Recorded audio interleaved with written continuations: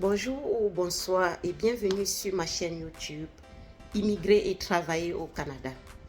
Pour ceux qui me découvrent pour la première fois, je suis Nadine, mère et épouse et citoyenne canadienne. Donc, j'ai immigré ici au Canada depuis 2015 en tant que résidente permanente.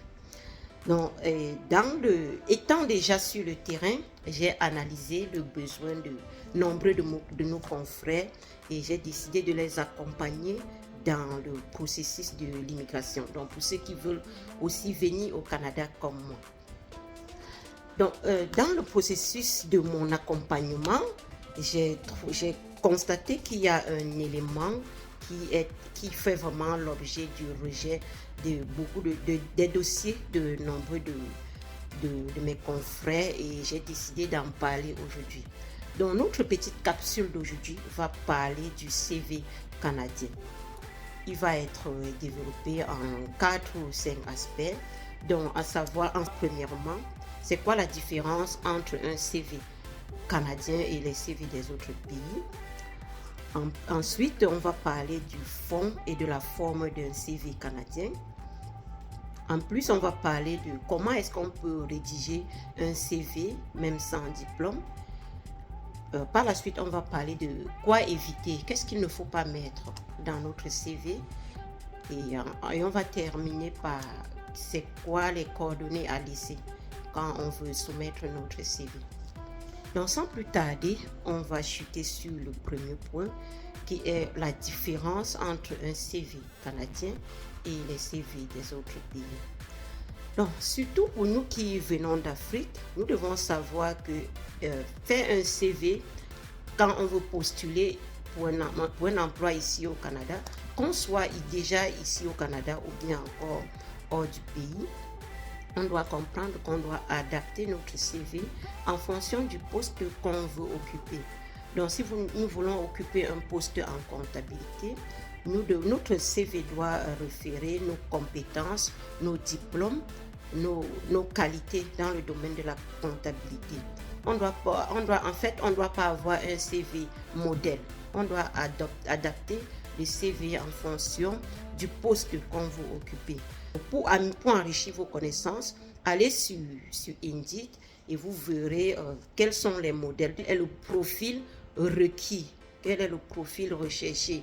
Quelles sont les compétences qu'ils recherchent? Donc maintenant, en fonction de ces profils-là, en fonction de ces compétences-là, adaptez votre CV avant de postuler. Donc, n'ayez pas un CV modèle pour tous les emplois. Donc, deuxièmement, on va parler du fond et de la forme d'un CV. Parlant de la forme du CV, notre CV doit être élaboré de façon chronologique, c'est-à-dire en mentionnant d'abord les tâches les plus récentes ou les postes les plus récents vers les plus anciennes. Donc c'est comme ça que de façon globale là, votre futur employeur doit visualiser votre CV. Ensuite, votre CV ne doit pas être très long. Le maximum, c'est vraiment une page. Il y a beaucoup de sujets, il y a beaucoup d'éléments que vous pouvez élaborer lors de l'entrevue d'embauche.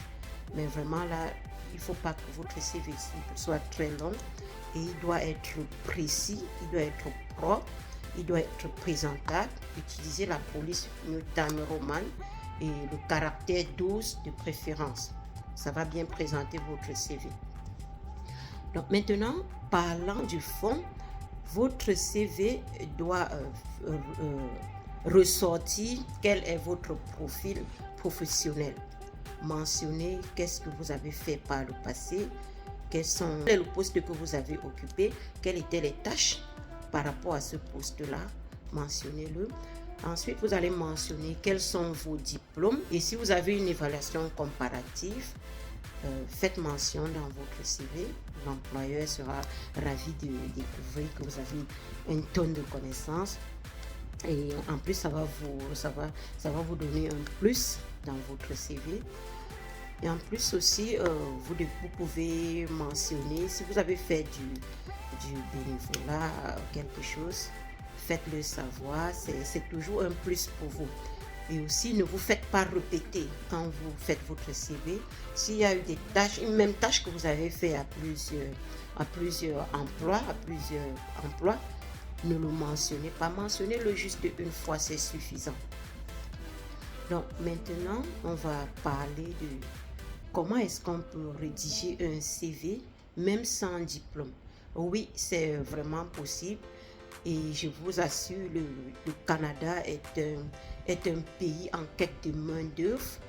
Tout ce que vous devez faire, c'est faire savoir à votre potentiel employeur que vous savez faire quelque chose. Et en tant qu'être humain, chacun de nous a déjà fait quelque chose. Vous avez déjà fait de la débrouillardise. Mentionnez-le dans votre CV. Vous avez fait du bénévolat. Mentionnez-le. Vous avez fait des formations. Vous avez fait des stages. Mentionnez-le. Donc, ce n'est pas parce que vous n'avez pas un diplôme que vous allez dire « Oh, c'est fini pour moi ». Non, ce n'est pas le cas. Faites savoir à votre futur employeur que vous avez des connaissances, vous avez eu à faire des choses. Maintenant, là, il suffit seulement qu'il vous donne cette chance-là et vous allez lui montrer de quoi vous êtes capable. Donc, on va maintenant élaborer le point de quoi éviter quand on fait notre CV. Oui, il faut vraiment, il y a des informations personnelles que vous ne devez pas mettre dans votre CV. Par exemple, vous n'avez pas besoin de mentionner quel est votre statut matrimonial, vos croyances religieuses, vous n'allez pas mentionner ça. Quel est votre genre, vous n'allez pas mentionner ça. Et il y a une loi ici au Canada qui interdit de mentionner votre genre, donc c'est très important de ne pas énumérer cela. Donc, j'espère que vous prenez note. Maintenant, on va parler des coordonnées. Quelles sont les coordonnées à laisser quand on fait notre CV? Il faut mentionner votre numéro de téléphone et votre adresse email.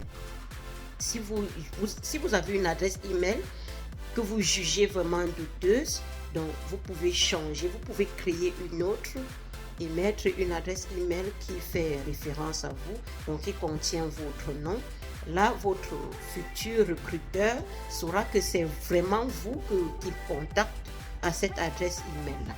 Donc, mettez des choses qui vont vous rendre, qui va augmenter une fiabilité à vous, qui va faire vraiment référence à vous. Donc, j'espère que j'ai répondu à nombreuses de vos questions et j'espère que j'ai anticipé sur beaucoup d'éléments qui pouvaient causer échec pour des futurs postuleurs. Donc, si vous avez des questions, n'hésitez pas à les laisser en commentaire et il me fera plaisir de vous répondre. Donc, je vais terminer cette vidéo là, cette petite capsule, mais avant de terminer, j'ai envie de dire merci à notre partenaire Social Guru qui est vraiment le numéro 1 dans la monétisation des réseaux sociaux. Donc, si vous connaissez des gens qui sont en quête des personnes qui peuvent les aider à booster leur chaîne YouTube ou leurs réseaux sociaux, il faut les conseiller Social Guru. Donc, on leur dit déjà merci pour cela. Et on dit aussi merci à la plateforme Splendid Biz parce que c'est grâce à elle, c'est notre partenaire, c'est notre sponsoring. C'est grâce à elle qu'on est là, c'est grâce à elle qu'on avance. Merci déjà de nous donner la force. Donc, si vous aimez notre vidéo, aimez, partagez nos connaissances à beaucoup de personnes. Et s'il y a des gens qui ont besoin de plus d'informations, visitez splendidbiz.com. Il y a beaucoup d'informations là-dessus. Donc, on vous dit merci encore. C'est pas facile quand on commence un projet, mais on y parvient toujours, on arrive toujours à bout.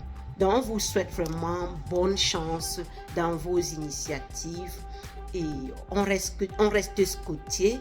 Abonnez-vous pour ne rater aucune vidéo. Donc, on se dit maintenant bye et à très bientôt.